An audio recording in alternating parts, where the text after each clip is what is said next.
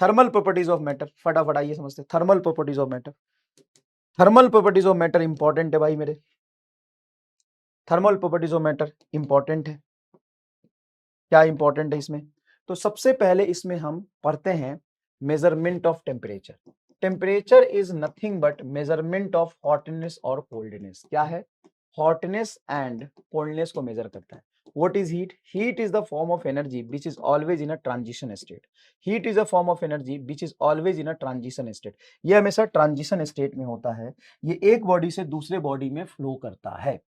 अब इसमें जो सबसे इंपॉर्टेंट है working principle of measurement of temperature, वो होता है रीडिंग, जिस तुम यूनिट में मेजर करो reading minus lower fix point बटा upper fix point minus lower fix point. ये किसी भी स्केल के लिए कांस्टेंट होता है, चाहे तुम डिग्री सेल्सियस के लिए लिखो, चाहे तुम फ़ारेनहाइट के लिए लिखो, ठीक है, किसी के लिए लिखोगे ये टर्म तुम्हारा क्या रहता है?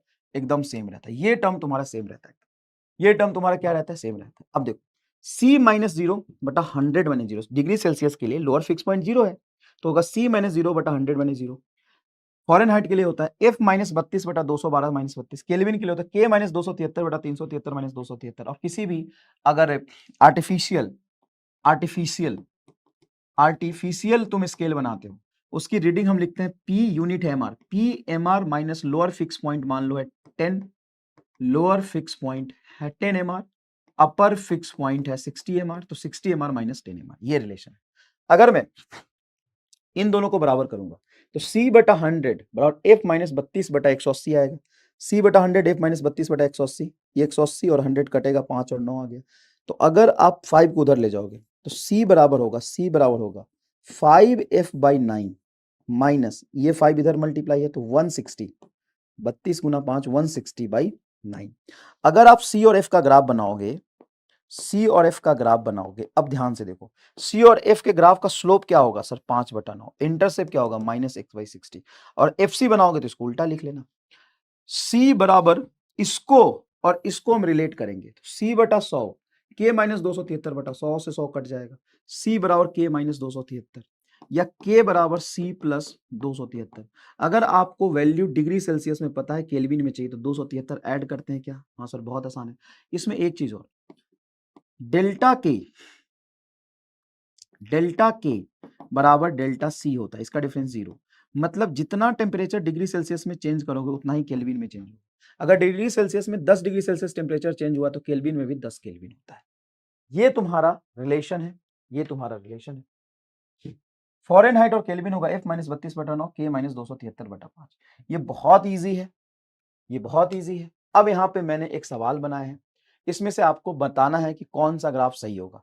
रिलेशन लिखोगे तुरंत आपको पता चल जाएगा, रिलेशन लिखोगे रिलेट करोगे आपको पता चल जाएगा, आपको पता चल जाएगा। कोई खास बात नहीं है, आप इसको होमवर्क में कर सकते हो, कोई दिक्कत नहीं है, रिलेशन लिखना है। अब देखो अगर इसे सवाल आता है तो कुछ यूनिक और नया स्केल पर ही सवाल पूछेगा। सवाल क्या देखिए, on a temperature scale x, कोई स्केल बना है बेटा x, the boiling point is 65, मतलब अपर fix point is 65 and freezing point is -15। Assuming that x scale is linear, the equivalent temperature corresponding to -95 degree x on the Fahrenheit। तो Fahrenheit पे temperature F पूछा है, F minus 32/180 बराबर वहां पे x पे reading है -95 minus of lower fix point कितना है? -15, अपर फिक्स पॉइंट कितना है? 65 माइनस ऑफ -15। क्या रिलेशन सही लिखा है? तो F minus 32/180 is equal to, ये प्लस हो जाएगा, माइनस माइनस प्लस, तो -95 में +15 करोगे तो ये 80 आएगा क्या? 80 आएगा। और इसको जोड़ोगे 65 70, ये भी 80, ये भी 80। एक बार फटाफट देखो, ध्यान से देखो, हाँ ये -80 होगा और ये +80 हो, कट के ये -1 आ गया, ये इधर जाएगा -180। F बराबर 180 माइनस में और ये +32, तो F बराबर हो जाएगा 180 में से 30 अगर घटाते हो तो 150 में से 2 घटा दो, -148, -148 फॉरेनहाइट। लो भैया क्या शानदार सवाल है, या तुम सॉल्व कर रहे हो? मुझे लगा कि तुम थक गए, मुझे लगा कि तुम थक गए, तुम सच में सॉल्व कर रहे हो। गजब बात है यार, गजब बात है, मतलब सच में गजब बात है। तुम सॉल्व कर रहे हो, इससे बड़ी बात क्या हो सकती है? क्या हो सकती है? टेम्परेचर इतना फॉरेनहाइट है equal to T kelvin, then value of T is T kelvin है, वो फॉरेनहाइट केल्विन में क्या होगा? डायरेक्ट रिलेशन है, लिखो, डायरेक्ट रिलेशन है, लिखो, आंसर आ जाएगा। डिफरेंट डिफरेंट थर्मामीटर कैसे बनाते हैं तो सुनना, volume thermometer, length thermometer, temperature thermometer कैसे बनाते हैं? तो इसमें बस होता है चेंज इन रेसिस्टेंस पर unit rise in temperature, per unit rise in temperature को हम कांस्टेंट रखते हैं। अब मान लो कि 0 डिग्री सेल्सियस पे रेसिस्टेंस है तुम्हारा आर नॉट, 30 डिग्री सेल्सियस पे रेसिस्टेंस है आर टी, 100 डिग्री सेल्सियस पे रेसिस्टेंस है आर 100। तो इसमें रिलेशन क्या लिखोगे? बड़ा आसान है कि जब तुम्हारा रेसिस्टेंस आर नॉट से आर डी में चेंज हुआ तो चेंज इन रेसिस्टेंस है R T minus R not बटा कितना टेम्परेचर चेंज हुआ टी, बराबर जब यहां से यहां गया तो आर 100 माइनस आर नॉट बटा हो जाएगा 100 माइनस 0। तो टी को यहां ले जाओ, बाकी सब को यहां ले जाओ, तो टी बराबर, ये टी बराबर होगा R T minus R not बटा R 100 minus R naught multiply 100। ये रिलेशन आ गया, ये टेम्परेचर आ गया। ये सीधा रटो मत, ये रटो मत, कंसेप्ट को समझो, तभी तुम सवाल सही से कर पाओगे, तभी तुम सवाल को सही से कर पाओगे। कंसेप्ट समझोगे तभी तुम सवाल को सही से कर पाओगे। देखो, रेसिस्टेंस एट 20 डिग्री सेल्सियस से 40 ओम, तो 40 ओम तुम्हारा रेसिस्टेंस कब है? 20 डिग्री सेल्सियस पे। एंड 80 डिग्री सेल्सियस पे है 60 ओम, 60 ओम है तुम्हारा 80 डिग्री सेल्सियस पे। Then find resistance and 50 degree Celsius, तो रेसिस्टेंस क्या होगा? 50 डिग्री सेल्सियस पे। या कहीं 20 ओम रेसिस्टेंस है तो टेम्परेचर क्या होगा? सुनना ध्यान से, यहां से यहां गए तो कितना रेसिस्टेंस चेंज हुआ? 60 माइनस 40, ये चेंज हुआ ना फाइनल में, इतना चेंज हुआ। कितना टेम्परेचर चेंज होने पे? 20 से 80 गया, मतलब 60 डिग्री सेल्सियस चेंज होने से, बराबर ये 20 से 50 गया, मतलब टेम्परेचर चेंज हुआ तुम्हारा 50 माइनस 20, तो ये रेसिस्टेंस आर माइनस 40, ये रिलेशन। मतलब चेंज इन रेसिस्टेंस बटा change in temperature, change in resistance बटा चेंज इन टेम्परेचर, तो चेंज इन रेसिस्टेंस पर यूनिट रेंज इन टेम्परेचर आ जाएगा। ये देख 60 माइनस 40, 20 बटा 60 बराबर आर माइनस 40 बटा ये आ जाएगा तेरा 30, 30 से कैंसिल होगा 2 और ये हो गया तेरा 10, 10 बराबर आर माइनस 40, आर बराबर 50 हो। बोल भाई 50 हो, बता कैसा लगा? थर्मल एक्सपेंशन, ध्यान सुनेगा, थर्मल एक्सपेंशन। सबसे पहले हम पढ़ते हैं लीनियर एक्सपेंशन। ये इसका कोएफिशिएंट ऑफ लीनियर एक्सपेंशन होता है अल्फा। ये होता है fractional change in resistance delta L by fractional change in length per unit rise in temperature. Fractional change in length, fractional change in length per unit rise in temperature. तो delta L को हम क्या लिख सकते हैं? L alpha delta T. तो change in length बराबर होगा एल अल्फा डेल्टा टी, ये लिख सकते हैं। फाइनल लेंथ इनिशियल लेंथ लिखोगे तो final length minus initial length उसको उधर ले जाओ तो एल कॉमन आ जाएगा 1 प्लस अल्फा डेल्टा टी। यही पढ़ा था क्या? यस सर, यही पढ़ा था। एरियल एक्सपेंशन क्या होगा? कोएफिशिएंट ऑफ एरियल एक्सपेंशन होगा fractional change in area per unit rise in temperature, fractional change in area per unit rise in temperature. इसका फाइनल एरिया होगा initial area 1 plus beta delta T, और volume expansion होगा fractional change in volume delta V by V per unit rise in temperature. क्या बेटा? Per unit rise in temperature. Final volume V nought 1 plus gamma delta T. हम यहाँ पे जानते हैं एक छोटा सा एमआर स्टार आपको बताया था, अल्फा बराबर बीटा वाई 1 बराबर गामा वाई 3। क्या ये इंपॉर्टेंट है? हाँ, लेकिन ये आइसोट्रॉपिक ऑब्जेक्ट के लिए, आइसोट्रॉपिक, अगर एन आइसोट्रॉपिक है तो गामा बराबर हो जाएगा alpha X plus alpha Y plus alpha Z. An isotropic है तो सारे डायरेक्शन के लिए अल्फा अलग अलग होगा। एन आइसोट्रॉपिक है तो सारे डायरेक्शन के लिए अल्फा क्या होगा? अलग अलग होगा। अब देखो ये सवाल है direct, if the coefficient of cubical expansion is x time the coefficient of superficial मतलब एरिया, तो क्यूबिकल एक्सपेंशन गामा बराबर x बटा बीटा, तो x क्या होना चाहिए, अरे यार गामा बाई 3 बराबर होता है बीटा बाई 2, तो 3 इधर ले आ, ये 3 इधर ले जा, और इसी को x दिया है तो 3/2 होगा। क्या सवाल पूछा है, 3/2 1.5। भाई ऐसे सवाल आते हैं, भाई ऐसे सवाल आते हैं, बीटा बाई 2 के, अरे ये प्रिंटिंग मिस्टेक है बेटा, लगातार अगर 15 घंटे से लिखूंगा तो कहीं ना कहीं ऊपर नीचे थोड़ा प्रिंटिंग मिस्टेक तो हो जाएगा। क्या बोल रहे, अल्फा बराबर beta by 2 gamma by 3, printing mistake है, लेकिन ठीक है तुम ध्यान दे रहे हो, बहुत अच्छी बात है, बहुत अच्छी, बहुत सुंदर, बहुत सुंदर। अब एक सवाल करोगे, बढ़िया सवाल हो, सवाल को अच्छे से पढ़ो समझो फिर करना, सवाल को पहले अच्छे से पढ़ो समझो फिर करना, सवाल को पहले अच्छे से पढ़ो समझो फिर करना।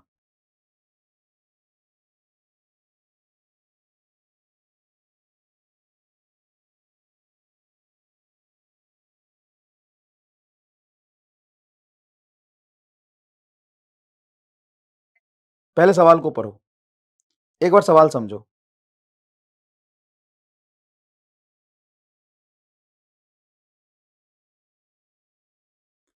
एक बार सवाल समझो, क्या कह रहा है सवाल समझो।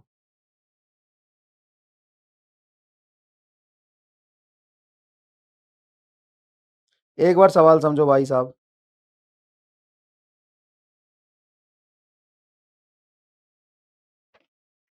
एक बार सवाल समझो क्या कह रहा है, सवाल समझो क्या कह रहा है। A gap between any two rail each of length small l laid on the railway track equal to x at 27 degree Celsius. A gap between any two rail each of length l laid on the railway track equal to x at 27 degree Celsius. मतलब एक railway track है जिसमें दोनों तरफ से length l है और total gap क्या है, x है।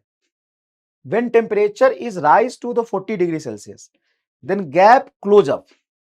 Then coefficient of linear expansion for the material of the rail is alpha. Then length L of the rail at 27 degree Celsius will be. तो 27 से 40 पे गया है तो ये क्लोज हो गया। अब ये क्लोज हो गया तो यहाँ पे एक चीज समझना है, जब ये क्लोज होगा तो ये अकेले करेगा कि दोनों मिलके करेगा, सर दोनों मिलके करेगा, तो एक में जो एक्सपेंशन होगा वो होगा x/2, ये डेल्टा एल है।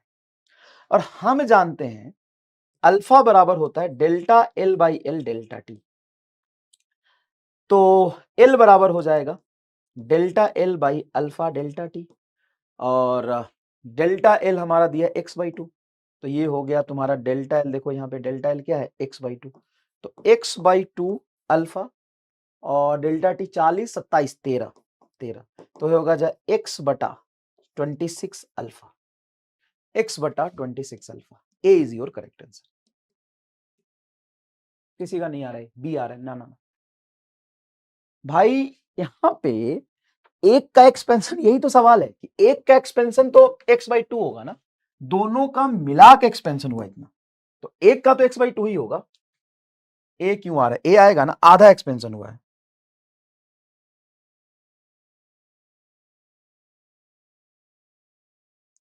आधा एक्सपेंशन हुआ इसीलिए,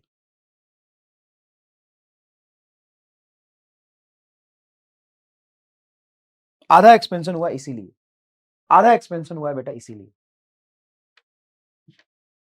x/26 अल्फा। बताइए मजा आया। अच्छा ये क्या है, अ मेटालिक बार और हीटेड टू इतना then coefficient of linear expansion is इतना, what is the percentage increase in length. भाई साहब delta L by L simple alpha delta T होता है, हाँ 100 से मल्टीप्लाई कर दो, percentage increase in length direct हो जाएगा अल्फा डेल्टा टी 100। अल्फा तुम्हारा दिया 10 का पावर -5, डेल्टा टी हो जाएगा तुम्हारा 100 और 100 परसेंटेज है इसीलिए, तो ये 10 का पावर 4, 10 का पावर -5, 10 का पावर -1 मतलब 0.1। देख रहे हो कैसे सवाल सॉल्व हो रहे हैं, देख रहे हो कैसे सवाल सॉल्व हो रहे हैं, 0.1। दूसरा भी होगा ना तो दूसरा भी x/2 होगा, दोनों मिलके x/2 टोटल x होगा। देख रहे हो कैसे सवाल सॉल्व हो रहे हैं। अच्छा यहां पे बाई मेटालिक स्ट्रिप का कंसेप्ट मैं समझा दूं। मान लो एक स्ट्रिप है ये, एक स्ट्रिप है ये वाला, और दूसरा स्ट्रिप है ये वाला, दूसरा स्ट्रिप है ये वाला, देख दूसरा स्ट्रिप है ये वाला। इसकी coefficient of linear expansion alpha, इसकी है बीटा। जब हमने टेम्परेचर बढ़ाया, टेम्परेचर इंक्रीज किया, तो ये कुछ ऐसा हो गया, ऐसा हो गया। मतलब ये रहा इधर और ये आपका ऐसा हो गया। अब बताइए अल्फा ज्यादा होगा कि बीटा ज्यादा होगा? ऑब्वियस सी बात है, ये छोटा हो गया, ये बड़ा हो गया, तभी तो इस पर चढ़ गया। इसका मतलब है कि जो ज्यादा एक्सपेंड हुआ है उसकी कोएफिशिएंट ऑफ लीनियर एक्सपेंशन ज्यादा होता है। ये बायमेटालिक स्ट्रिप का कांसेप्ट खत्म। ये वही वाली सवाल है, बायमेटालिक स्ट्रिप। इसमें कुछ ऐसे इंपॉर्टेंट कंसेप्ट होते हैं जिससे सवाल पूछे ही जाते हैं, कुछ इंपॉर्टेंट कंसेप्ट होते हैं, मार रट्टा, ध्यान से सुनिएगा। पहला, अगर एक रॉड है, उसका लेंथ है L1, coefficient of linear expansion है अल्फा 1, और दूसरा एक रॉड है जिसका लेंथ है L2, coefficient of linear expansion alpha 2, तो इसका जो डिफरेंस इन लेंथ है वो टेम्परेचर पे डिपेंड नहीं कर रहा। देखो, difference in length does not depends upon temperature. तो अल्फा 1 L1 बराबर अल्फा 2 L2 होता है। क्या होता है? अल्फा 1 L1 बराबर अल्फा 2 L2। ये मैंने बता ही दिया, बायमेटालिक स्ट्रिप मैंने बता दिया। Thermal stress depends upon temperature. जैसे थर्मल स्ट्रेस क्या होता है बेटा? थर्मल स्ट्रेस होता है फोर्स बटा एरिया बराबर, फोर्स बटा एरिया बराबर gamma delta L by L. हम जानते हैं, हाँ सर हम ये जानते हैं, ये तो हुक्स लॉ है। अब डेल्टा एल बाई एल को हम क्या लिख सकते हैं? Alpha delta T. तो गामा अल्फा डेल्टा टी, इसी को कहते हैं थर्मल स्ट्रेस। थर्मल स्ट्रेस, इसी को कहते हैं थर्मल स्ट्रेस। ये बेटा थर्मल स्ट्रेस इंडिपेंडेंट लिखा है, इंडिपेंडेंट, यहाँ पे इनका तो independent upon length. Thermal stress पे लेंथ नहीं आ रहा कहीं, देखो ये थर्मल स्ट्रेस में कहीं लेंथ नहीं आ रहा। वाटर की डेंसिटी सबसे ज्यादा कहाँ होती है? 4 डिग्री सेल्सियस पे। वाटर की डेंसिटी और टेम्परेचर का ग्राफ बनाओगे तो कुछ ऐसा ग्राफ बनता है। वाटर की डेंसिटी 4 डिग्री सेल्सियस पे सबसे ज्यादा पाई जाती है। ये समझाता हूं अभी, ये समझाता हूं अभी, क्लियर है क्या? चलिए देखिए, ये रहा, देखो नीट 2016 वही वाली सवाल है कि डिफरेंस इन लेंथ टेम्परेचर पे डिपेंड नहीं कर रहा, डायरेक्टली L1 अल्फा 1 बराबर L2 अल्फा 2 हो जाएगा। सी आंसर हो जाएगा। L1 अल्फा 1 बराबर L2 अल्फा 2 हो जाएगा। Glass full of water eight 4 degree Celsius, ठीक है, when it is cooled and heated, in which of the following case is correct? Water level increases, decreases. Water level in both, water overflow in both case, water level increases and decreases. In both case water level decreases. ये बढ़िया सवाल है, ये खुद लिखा है मैंने, ये सवाल बेटा खुद लिखा है मैंने, सच में खुद लिखा है, सोच के लिखा है। इसको करो एक बार, इसको करो एक बार, ये सवाल खुद लिखा है भाई साहब, खुद लिखा है इसको, एक बार करो इसको, बताओ, आराम से करो, खुद लिखा इस सवाल को। देख देख देखो, 4 डिग्री सेल्सियस पे यहां तक वाटर है। अब इसका तुम टेम्परेचर बढ़ाओगे तो डेंसिटी घटेगी तो वॉल्यूम बढ़ेगा, और टेम्परेचर घटाओगे तो भी डेंसिटी घटेगी, वॉल्यूम बढ़ेगा। दोनों केस में वॉल्यूम इंक्रीज होगा।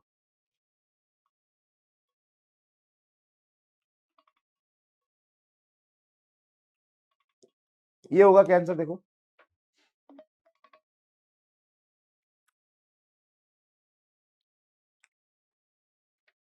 इंक्रीज डिक्रीज तो नहीं होगा, water level increase decreases, both case water level decreases नहीं, तो एक ही बचता है ओवरफ्लो। फुल ऑफ वाटर, अच्छा फुल ऑफ वाटर है, हाँ तो ओवरफ्लो करेगा, फुल ऑफ वाटर है तो ओवरफ्लो करेगा। बताओ दूसरा आंसर होगा क्या? बी होगा क्या? बढ़िया सवाल लगा। सी नहीं होगा, बी होगा क्या? कैसा सवाल लगा ये बताओ, कैसा सवाल लगा? चलो ये एक बहुत इजी सवाल है, कर लेना तुम, इसका आंसर फर्स्ट है। चलो ये करो। स्पेसिफिक हीट क्या होता है? स्पेसिफिक हीट होता है हीट रिक्वायर्ड, स्पेसिफिक हीट होता है heat required to raise the temperature of unit mass by delta degree Celsius, ये स्पेसिफिक हीट होता है। लेटेंट हीट होता है heat required per unit mass to change the phase, ये लेटेंट हीट एल होता है। तो dq बराबर m इंटू एल। जब हम m मास को DQ हीट देते हैं तो उसका फेज चेंज होता है DQ बराबर ml के फॉर्मूले से, और DQ बराबर होता है ms delta T. Unit mass को यूनिट डिग्री सेल्सियस टेम्परेचर बनाने के लिए कितना होता है, तो m मास को टेम्परेचर बनाने के लिए कितना होगा, और डेल्टा टी के लिए ये टोटल DQ की जरूरत पड़ेगी। तो DQ बराबर ml होता है और DQ बराबर क्या होता है ms डेल्टा टी। DQ बराबर क्या होता है ms डेल्टा टी। DQ बराबर क्या होता है ms डेल्टा टी। क्लियर है क्या? अब देखो ये दो ग्राफ बनाए हैं, किसका स्पेसिफिक हीट ज्यादा है, चलो इसमें थोड़ा तुम देख लेना, मैं आसान तरीके से बताता हूं। मान लो टेम्परेचर वर्सेस टाइम का ये ग्राफ, एक ग्राफ ऐसा है, एक ग्राफ ऐसा है, ये ए है ये बी है, किसका स्पेसिफिक हीट ज्यादा होगा, तो जो जल्दी ठंडा या जल्दी गर्म होता है उसका स्पेसिफिक हीट कम होता है और बी का स्पेसिफिक हीट ज्यादा हो, ये रिलेशन आएगा। ये रिलेशन होगा क्या, देखिए ध्यान से, ये रिलेशन होगा क्या, हाँ सर ये रिलेशन होगा, बिल्कुल आसान है। ये देखो थर्मल हीट कैपेसिटी क्या होता है, हीट कैपेसिटी होता है स्पेसिफिक इनटू मास, ये हीट कैपेसिटी होता है। हीट कैपेसिटी मास पे डिपेंड करता है, स्पेसिफिक हीट कैपेसिटी मास पे डिपेंड। ये बेटा हीट कैपेसिटी है, ये क्या है हीट कैपेसिटी है, और ये है specific heat capacity, specific heat capacity. तो तुम्हारा स्पेसिफिक हीट कैपेसिटी इतना है, तो 200 ग्राम एल्यूमिनियम की हीट कैपेसिटी क्या हो जाएगा, तो तुम लिखोगे 200 ग्राम इंटू 0.2 कैलोरी पर ग्राम पर डिग्री सेल्सियस। तो 0 से एक 0 कटेगा, 20 दूना 40, 40 आंसर आ जाएगा, 40 कैलोरी पर डिग्री सेल्सियस।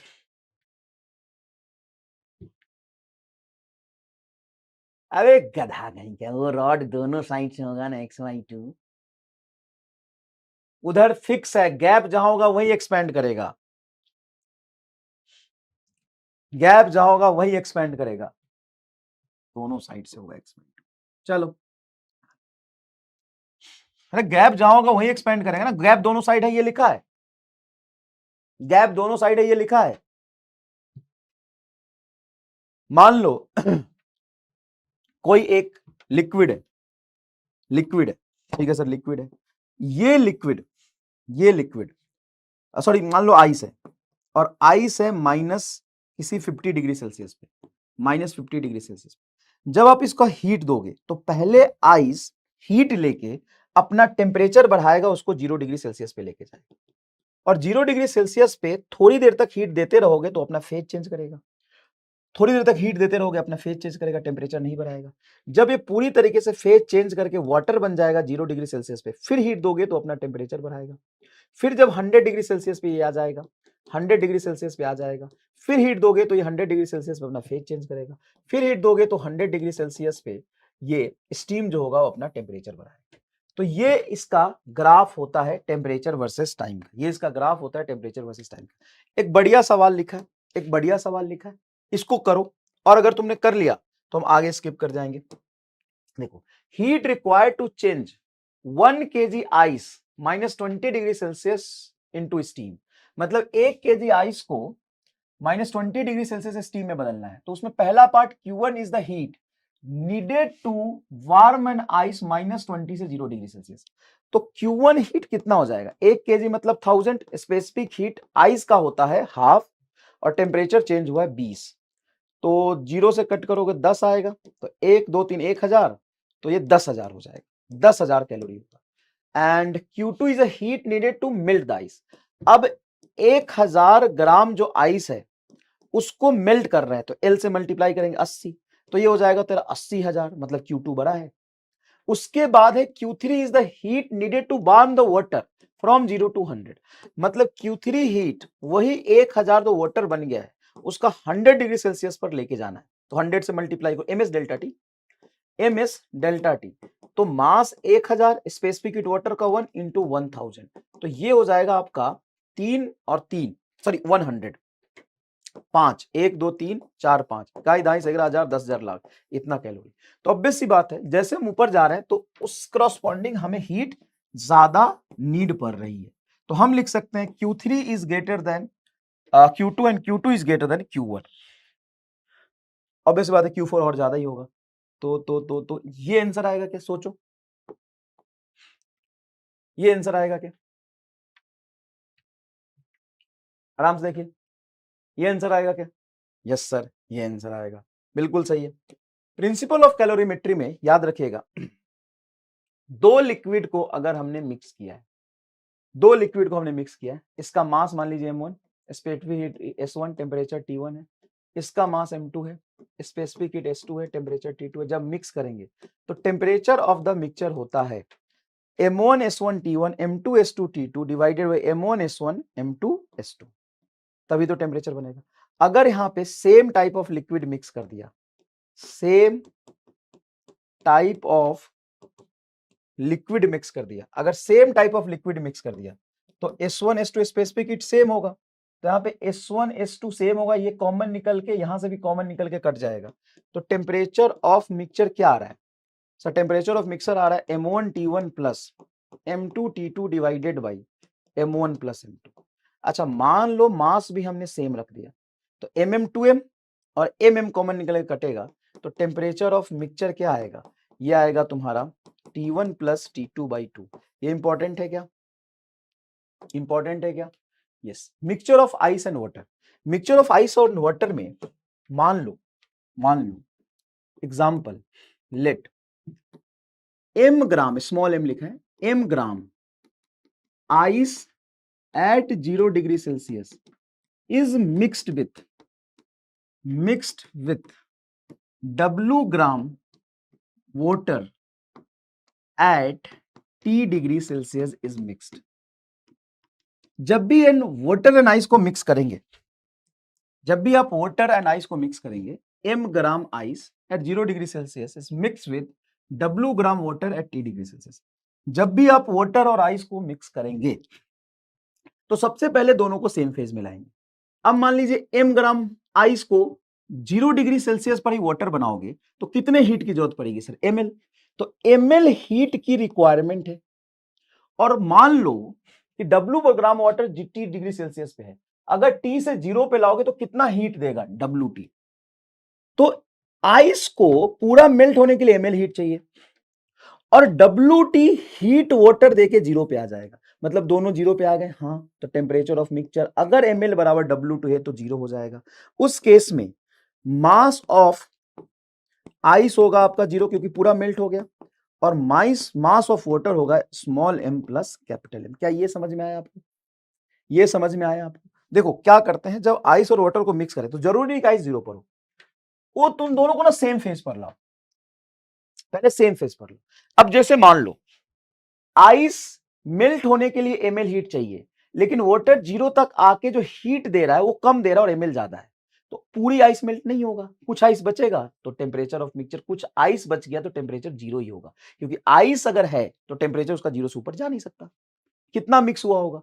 जितना WT देगा उसके बराबर आइस मिस हो मेल्ट होगा। तो ये है मेल्टेड आइस, ये है मेल्टेड आइस। अगर WT बड़ा है और ml छोटा है तो सर WT ज्यादा हीट दिया, हाँ, तो पूरा 0 तक लाके मान लो WT हीट दिया और ml यूज हुआ, तो तुम्हारा एक्सेस हीट कितना हो गया? WT minus ml। वो पूरा mass of ice and water के मिक्सचर को दे दो, तो आइस है m, मास है वाटर, दोनों मिलके वाटर बन गया, into specific heat 1 into temperature delta T बराबर जो एक्स्ट्रा हीट है वो वापस कर दो, वो क्या कर दो? वापस कर दो।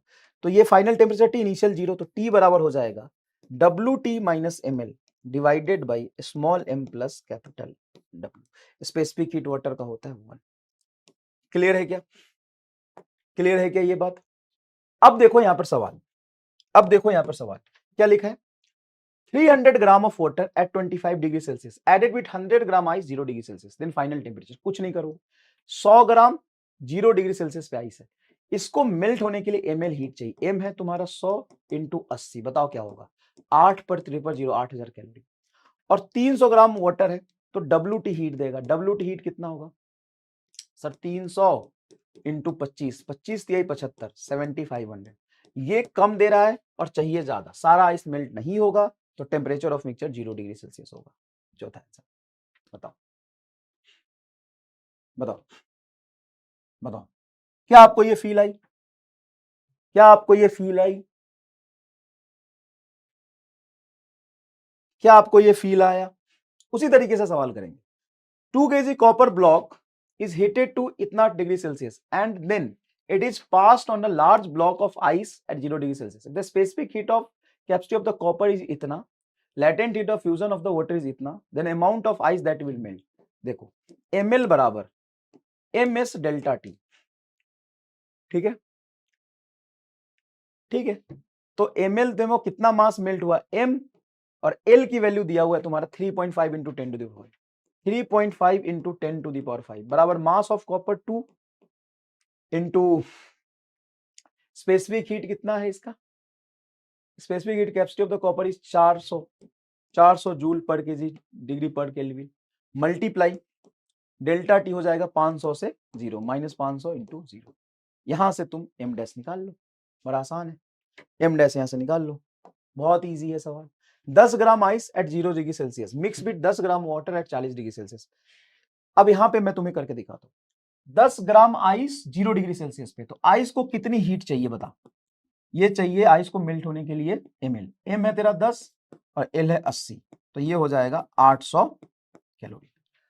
और वाटर 10 ग्राम है 40 डिग्री सेल्सियस पे, तो ये WT हीट देगा 10 इंटू 40, तो ये 400 दे रहा। अब सुनना अच्छे से, ये बेटा कितना दे रहा, सर ये 400 कैलोरी दे रहा, इसको कितना चाहिए 800, पूरा मेल्ट नहीं होगा तो कितना मेल्ट होगा, तो m डैश इंटू 80 बराबर 400, 8 पचे 40, 5 ग्राम मेल्ट होगा, 5 ग्राम मेल्ट होगा। तो क्या पूछा है, मास ऑफ वाटर, पहले से मास था 10, 5 और मेल्ट हो गया 15 ग्राम आंसर। बताओ ये फील आया कि नहीं आया, 15 ग्राम इज आंसर आ गया भाई, 15 ग्राम इज आंसर। देखो उधर 20 ग्राम नहीं होगा 15 ग्राम होगा, 20 ग्राम नहीं होगा 15 ग्राम होगा, ये सवाल कर लेना।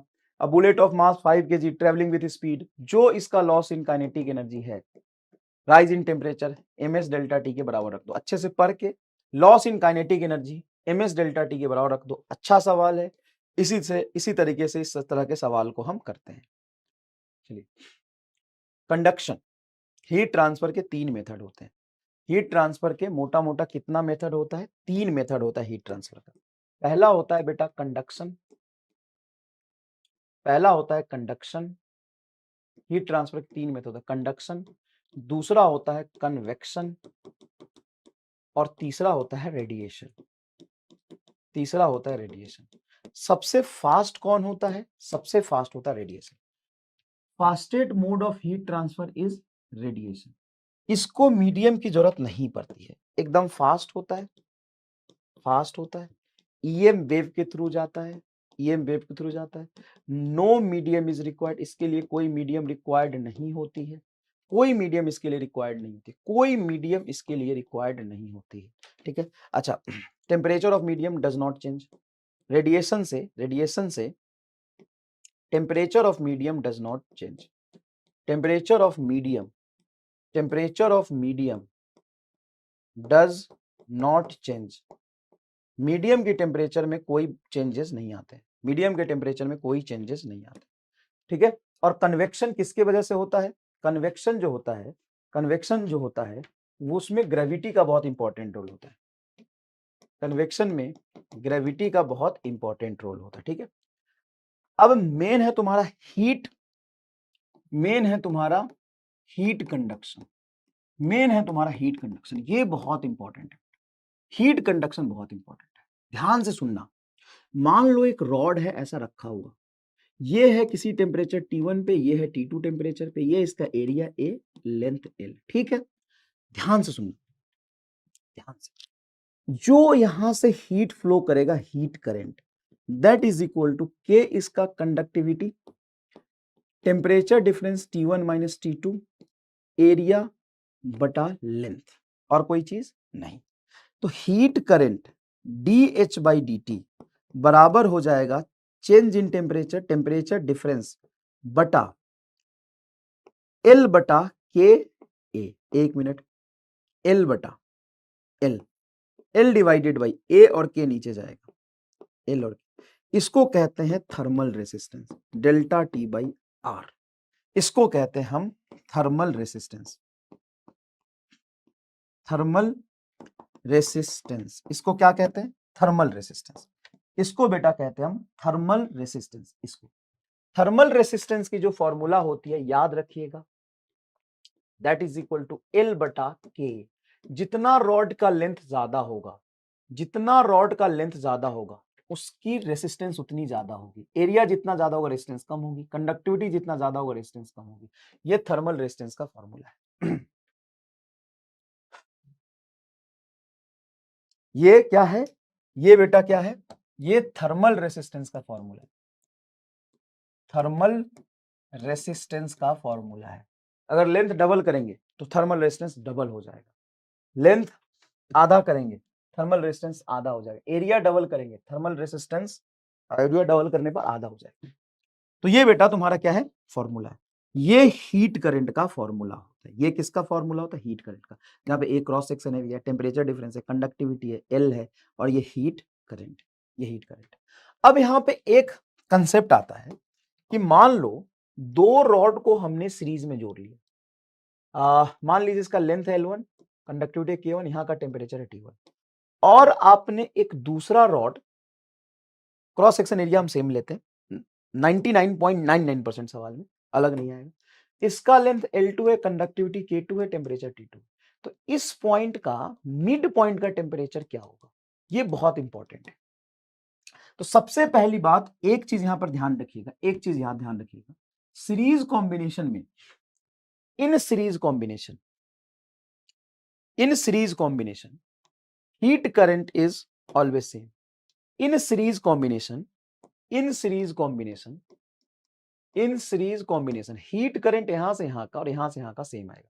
Temperature of the medium main important है, temperature of the mid point, इस मिड पॉइंट का टेम्परेचर होता है, इस फॉर्मूले से निकालोगे, ये टेम्परेचर के टी बाई एल, तो ये होगा बेटा K1 T1 by L1 plus K2 T2 by L2 divided by K1 by L1 plus K2 by L2। अगर तुम लेंथ को क्या रख दोगे, सेम रख दोगे, तो ये लेंथ कॉमन हो जाएगा, तो टेम्परेचर ऑफ मिड पॉइंट आएगा K1 T1 plus K2 T2 divided by K1 plus K2। ये बहुत इंपॉर्टेंट है। अब जैसे ट्राउट जैसा बन जाए, मतलब ऐसा बन जाए, एक रॉड ऐसा, एक रॉड ऐसा, और एक रॉड बेटा ऐसा बन जाए, तो यहां पर एक चीज ध्यान से देखिएगा, ये तुम्हारा T1 है, ये T2 है, ये T3 है।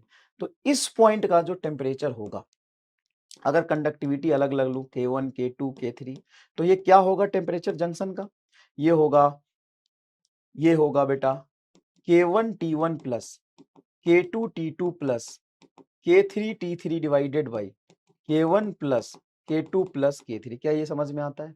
हाँ। अच्छा, तुमसे पूछे कि टोटल हीट फ्लो कितना होगा, तो total heat flow series combination में आप लिखना टोटल टेम्परेचर डिफरेंस बटा आर इक्विवेलेंट, और सीरीज कॉम्बिनेशन में आर इक्विवेलेंट सिंपल आर जैसा ऐड हो जाए, सीरीज कॉम्बिनेशन में आर इक्विवेलेंट सिंपल आर जैसा ऐड हो जाए। क्या ये क्लियर है? यहां तक क्या यहां तक क्लियर है? तो हम आगे बढ़े, क्या यहां तक क्लियर है? AIPMT 2009 का सवाल है, कौन सा फॉर्मूला सही है बताओ, बहुत आसानी से बता दोगे। ये फॉर्मूला मुझे सही लग रहा है, एरिया नीचे नहीं आता है, ऊपर नीचे एरिया लिखा है, ये ए बाई ये क्या लिखा है यार, ये क्या लिखा है, पहला आंसर आ जाएगा, rate of heat transfer, rate of heat transfer. देखो, the two ends of the metal rod are maintained at the temperature 100 degree Celsius and 110 degree Celsius, then rate of heat flow found to be इतना। if the end of maintained at the temperature 200 and 210, then rate of heat transfer। तो यहां पे 100 और 110 में temperature difference है 10 का, और 200 और 210 में भी टेम्परेचर डिफरेंस है 10 का, तो सेम हीट ट्रांसफर होगा। Heat transfer rate of heat current directly proportional to temperature difference. Temperature कितना ज्यादा है इस बात से फर्क नहीं पड़ता है, टेम्परेचर डिफरेंस लेंगे, तो टेम्परेचर डिफरेंस इस दोनों का और इस दोनों का एग्जैक्टली सेम है, टेम्परेचर डिफरेंस दोनों का एग्जैक्टली सेम है। यहां पर किसी x डिस्टेंस पर टेम्परेचर क्या होता है, Tx, तो Tx का फॉर्मूला होता है बेटा initial high temperature T1 minus T2 by L into x. ये देखो, x डिस्टेंस पर टेम्परेचर देखोगे तो initial high temperature T1 minus total temperature down हुआ है L लेंथ में T1 minus T2 by L into x, ये फॉर्मूला बनता है। यहां से मैं यहां पे लिख देता हूं ना, देख मैं यहां पे लिख देता हूं, जैसे ये रॉड है, यहां का टेम्परेचर T1 है, यहां का टेम्परेचर T2 है, तुम्हें यहां से x डिस्टेंस पर टेम्परेचर लिखना है, टोटल डिस्टेंस है इसका l।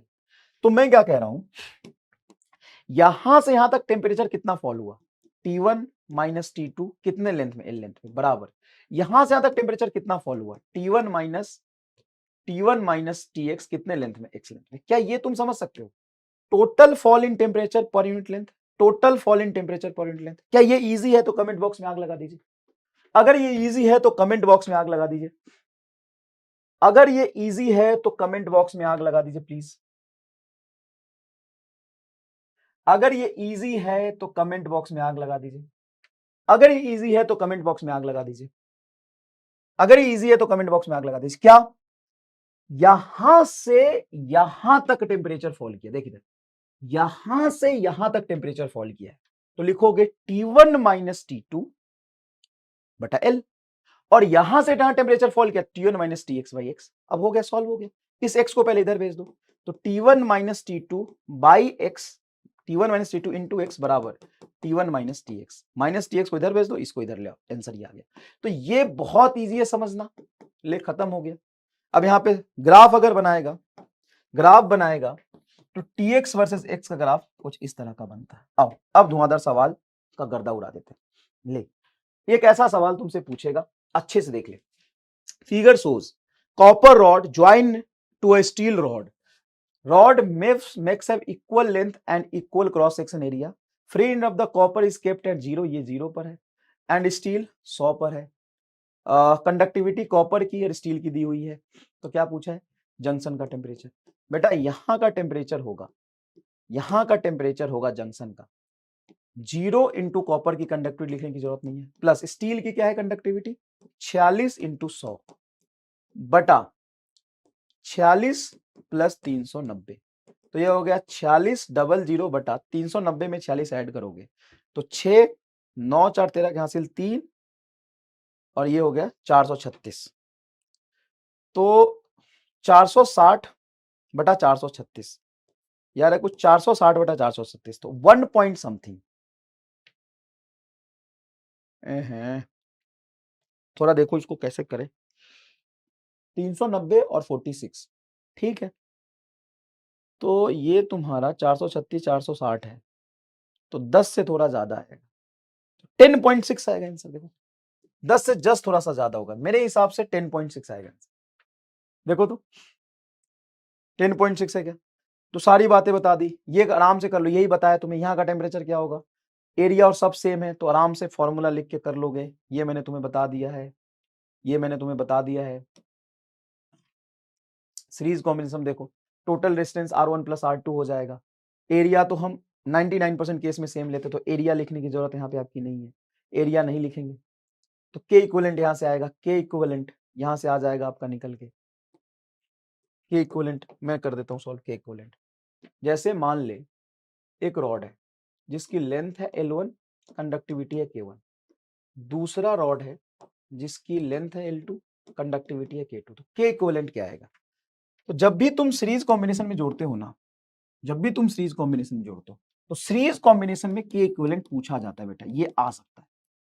तो सुनो क्या करोगे, सीरीज कॉम्बिनेशन में रेसिस्टेंस बराबर होगा, मतलब सीरीज कॉम्बिनेशन में रेसिस्टेंस सिंपल होगा R1 प्लस R2।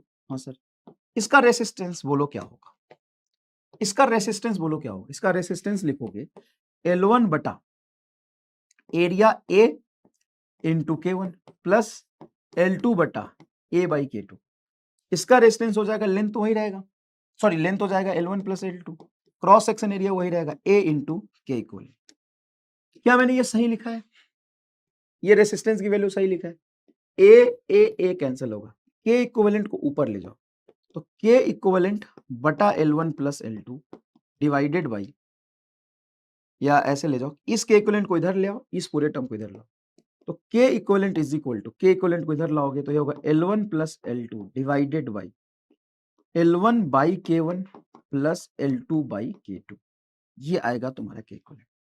अगर लेंथ सेम रख दोगे, अगर तुम लेंथ सेम रख दोगे तो होगा 2 और ये L निकल के कैंसिल हो जाएगा, तो के इक्विवेलेंट हो जाएगा 2L डिवाइडेड बाई, एक कॉमन आ गया 1 upon K1 plus 1 upon K2, यहां से एल से एल कटेगा तो आ गया 2k1 k2 divided by k1 plus k2। तो सीरीज कॉम्बिनेशन में रेसिस्टेंस तो बड़े सिंपल तरीके से R1 प्लस R2 से ऐड करते हैं। सीरीज कॉम्बिनेशन में रेसिस्टेंस तो बड़े सिंपल तरीके से R1 प्लस R2 से ऐड करते हैं, लेकिन जो ये K इक्विवेलेंट हो जाएगा वो होगा 2k1 k2 divided by k1 plus k2।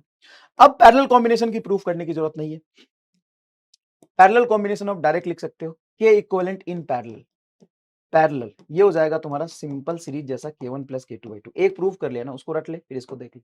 To identical metal wire of thermal conduct k1 k2 respectively are connected in a series. ले भाई, ये आ गया आंसर। देख, यही तो पूरा ड्राइव किया है, यही तो पूरा ड्राइव किया ना चाचा। और क्या ड्राइव किया है, ये क्या है, consider a compound slab consist two different material having equal thickness thermal conduct k and 2 K respectively then equivalent thermal conduct. ये लेयर है ऐसे और ऐसे parallel. Consider compound slab considering the two different material having equal thickness and thermal conductivity and equivalent thermal conductivity of the slab। एक minute, considering compound slab, एक slab ये है और एक ये है, यहां पर हीट टेम्परेचर डिफरेंस होगा, सीरीज कॉम्बिनेशन, सीरीज कॉम्बिनेशन आएगा बेटा। ये कंपाउंड स्लैब है, सीरीज कॉम्बिनेशन आएगा। ये बहुत इंपॉर्टेंट है। मान लो किसी भी एक स्लैब पर, किसी भी एक स्लैब पर अगर टोटल क्यू हीट फॉल करता है, ये रिफ्लेक्टेड हीट है, ये एब्जॉर्ब हीट है, ये ट्रांसमिटेड हीट है, तो तीन तरह का हीट यहां पे है। तो Q बराबर आप कह सकते हो कोएफिशिएंट ऑफ ट्रांसमिटेड होगा Q ऑफ ट्रांसमिटेड बटा टोटल Q, रिफ्लेक्टेंट कोएफिशिएंट होगा Q ऑफ रिफ्लेक्शन बटा टोटल Q, और Q ऑफ एब्जॉर्प्शन कोएफिशिएंट होगा Q of absorb divided by total heat. इन दोनों का sum T plus R plus A बराबर क्या हो जाता है, 1। T plus R plus A बराबर क्या हो जाता है, 1। ये बहुत इंपॉर्टेंट है। एक सिंपल लाइन कि good absorber is a bad reflector. जो अच्छा एब्जॉर्ब करो बैड रिफ्लेक्टर होगा, good absorber is a good emitter, good absorber is a good emitter. अब यहां पे स्टीफेंस लॉ समझना बहुत जरूरी है। स्टीफेंस लॉ क्या होता है कि अगर आप किसी ब्लैक बॉडी के लिए बात करोगे पहले, तो किसी भी ब्लैक बॉडी के लिए बात करो तो ब्लैक बॉडी की जो इमिसिविटी होती है वो क्या होती है, 1 होती है। तो आप यहां पे बोलते हो कि total energy radiated per unit area per unit time is directly proportional to T का पावर 4। ये कांस्टेंट आ जाएगा सिग्मा टी का पावर 4। ये है ब्लैक बॉडी के लिए। तो total energy is equal to, total energy radiated is equal to sigma T का power 4 into area into time. ये होगा तुम्हारा for black body. Black body किसी नॉर्मल बॉडी के लिए इमिसिविटी 1 होता नहीं, तो जितनी इमिसिविटी होगी उतना गुना हीट रेडिएट करेगा, उतना गुना हीट रेडिएट करेगा। तो ये बेटा हो गया, ये तुम्हारा हो गया किसी नॉर्मल बॉडी के लिए। देखो फॉर एनी बॉडी के लिए total radiated energy, total radiated energy E बराबर होता है ई सिग्मा टी का पावर 4 इंटू एटी, जहां पे ई है इमिसिविटी। इमिसिविटी को ऐसे भी डिफाइन कर सकते हैं, emissivity energy radiated from any body divided by energy radiated by the black body. ये इमिसिविटी को आप ऐसे भी डिफाइन कर सकते हो। ब्लैक बॉडी के लिए इमिसिविटी क्या होता है, 1 होता है। अच्छा, स्टीफेंस बोल्ट्जमैन कांस्टेंट क्या कहता है, स्टीफेंस बोल्ट्जमैन लॉ क्या कहता है, ये कहता है कि जो एक्चुअल में सिर्फ रेडिएशन नहीं होगा, अब्जॉर्प्शन भी होगा। तो सिग्मा ई ए इंटू टी, ये टाइम है, टी बॉडी का टेम्परेचर का पावर 4 माइनस ये है सराउंडिंग का टेम्परेचर टी नॉट का पावर 4। ये है स्टीफेंस बोल्ट्जमैन कांस्टेंट। इस पर बेटा बहुत छोटे छोटे सवाल होते हैं। Which law can be understand in terms of Stefan's law, Wien's displacement law. एक मिनट, क्या है, Kirchhoff's law. Which law can be understand in terms of Stefan's law. अरे ये वाला लॉ, स्टीफेंस लॉ के टर्म्स में हम क्या पढ़ते हैं, Stefan's Boltzmann law, Planck's law, Newton's law of cooling, Kirchhoff's law, Wien's displacement law.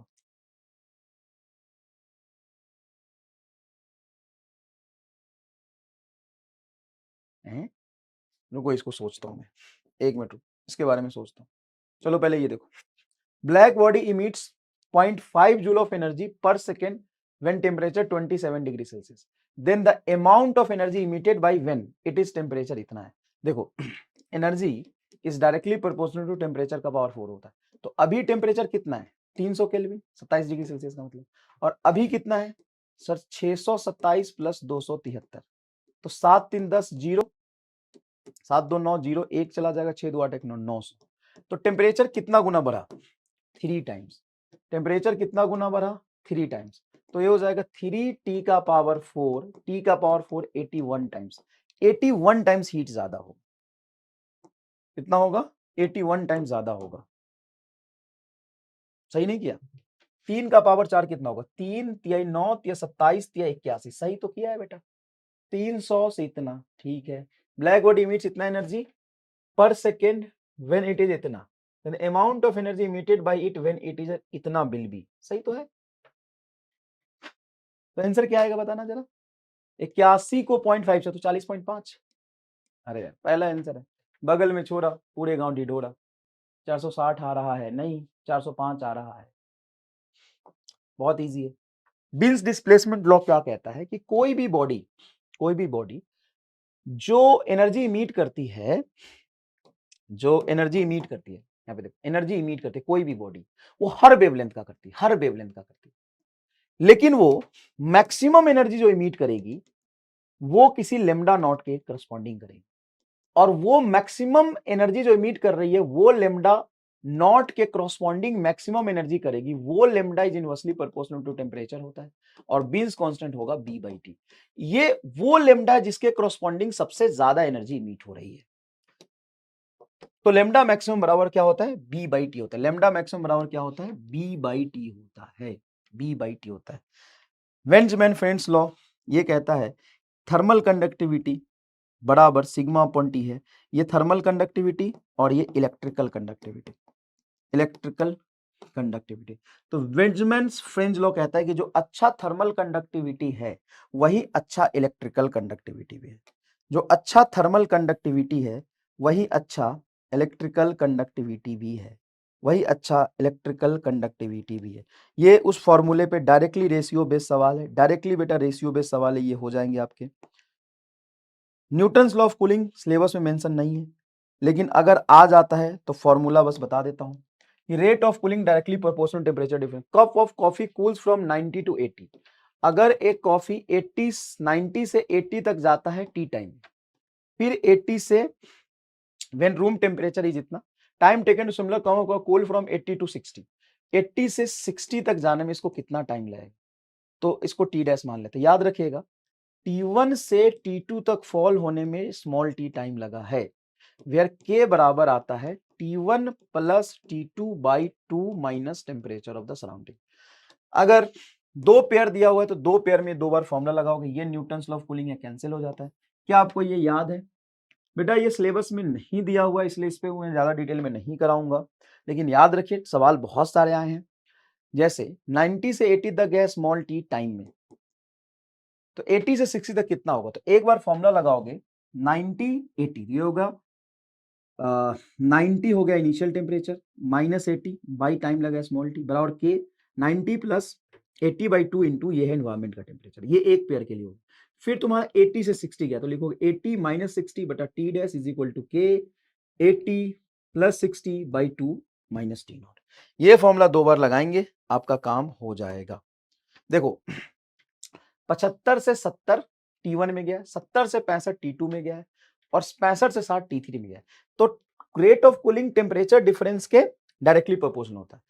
अब मान लो कि 75 से 70 अब तो रूम टेम्परेचर से बहुत हाई है, तो ये जल्दी ठंडा होगा, ये टाइम कम लगेगा, फिर T2 ज्यादा लगेगा और T3 सबसे ज्यादा लगेगा, ये रिलेशन होता है। टेम्परेचर डिफरेंस जितना ज्यादा होता है, मतलब मान लो कि रूम टेम्परेचर है 40 डिग्री सेल्सियस, अब तो 75 का ज्यादा डिफरेंस है, तो 75 से 70 जल्दी आएगा, 70 से 65 धीरे धीरे आएगा, 65 से 60 और टाइम ज्यादा लगेगा, तो यहाँ पे टाइम कम, यहाँ थोड़ा ज्यादा, यहाँ पे और ज्यादा, इस तरीके से चलता है। ठीक है बेटा, इस तरीके से चलता है। ठीक है, नेक्स्ट थोड़ा सा ब्रेक देते हैं। नेक्स्ट हम पढ़ेंगे thermo plus KTG SHM and wave, thermo plus KTG SHM and wave. ठीक है, चलिए थैंक यू सो मच।